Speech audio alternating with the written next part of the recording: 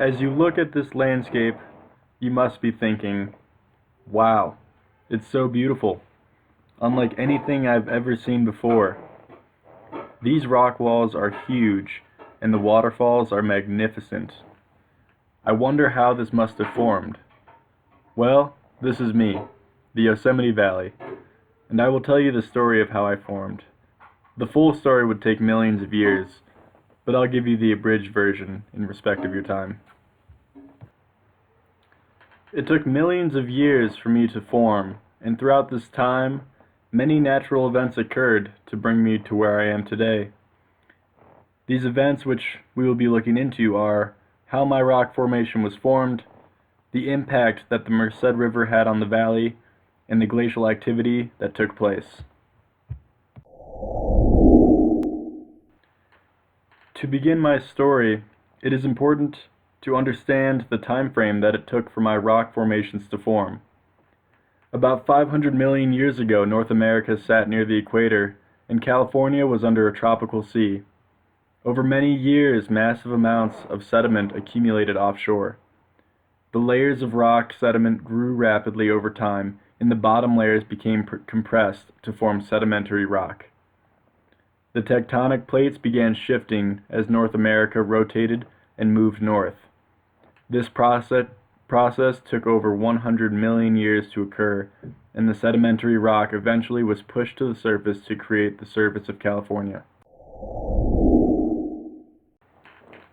About 210 million years ago, the North American plate converged with the Farallon plate. This process is called subduction. The Farallon plate was pushed far below the North American plate.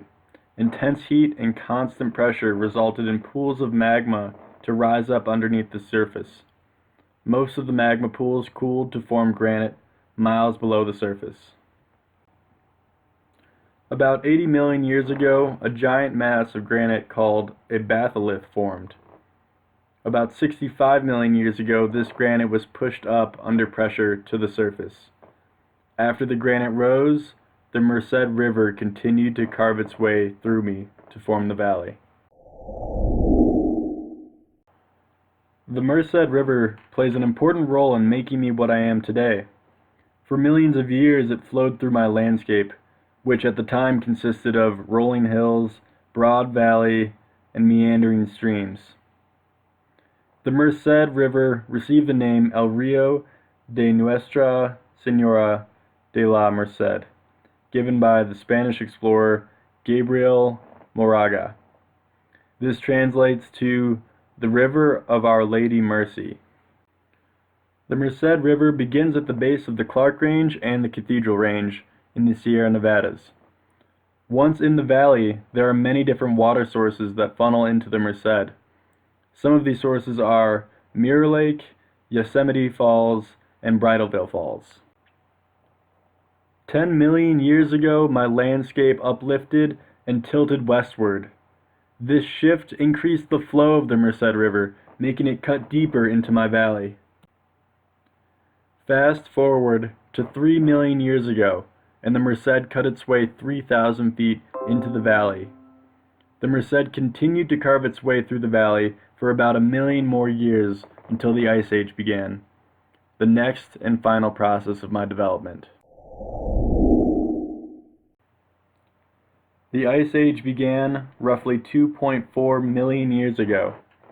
Since then, many glacier advances have occurred throughout the Sierra Nevada mountain range, the range in which I am a part of.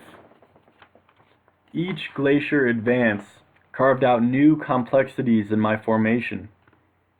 The freeze-thaw process that occurred for so long created vast amounts of erosion that would soon form the magnificent waterfalls, rock formations, and drainages that my valley is known for today.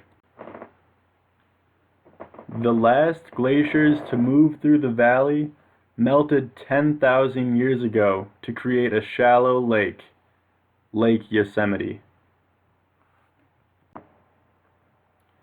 Lake Yosemite eventually filled in with silt, leaving behind the valley floor. In geological terms, 10,000 years is the blink of an eye. If the age of the Earth, 4.5 billion years, was represented by a 24-hour clock, the past 10,000 years would only represent a fraction of the final second before midnight.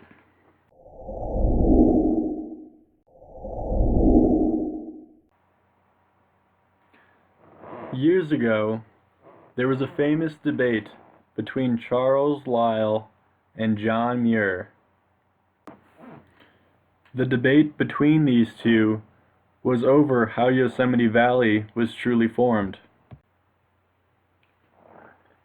Charles Lyell was a well-known geologist in the 19th century and a graduate of Exeter College, Oxford.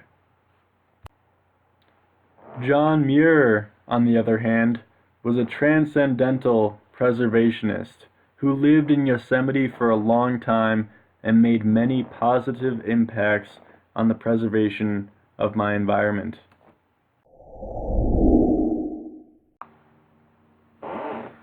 Lyell believed that the valley was formed due to a cataclysmic event involving the subduction of tectonic plates that resulted in the ground sinking in and the rock formations being pushed to the surface.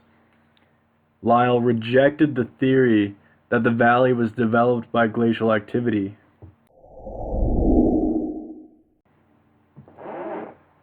John Muir had spent much of his life exploring Yosemite and argued that the valley was formed by glacial activity based on what he had observed.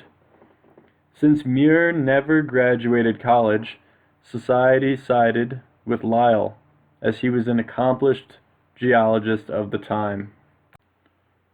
Years down the road, it was discovered that indeed Muir was correct. The formation of the valley was due to glacial activity. That being said, Lyell's theory was still accurate in explaining a crucial process by which the rock formations were formed, but in the end was inaccurate in explaining how the valley truly came to be.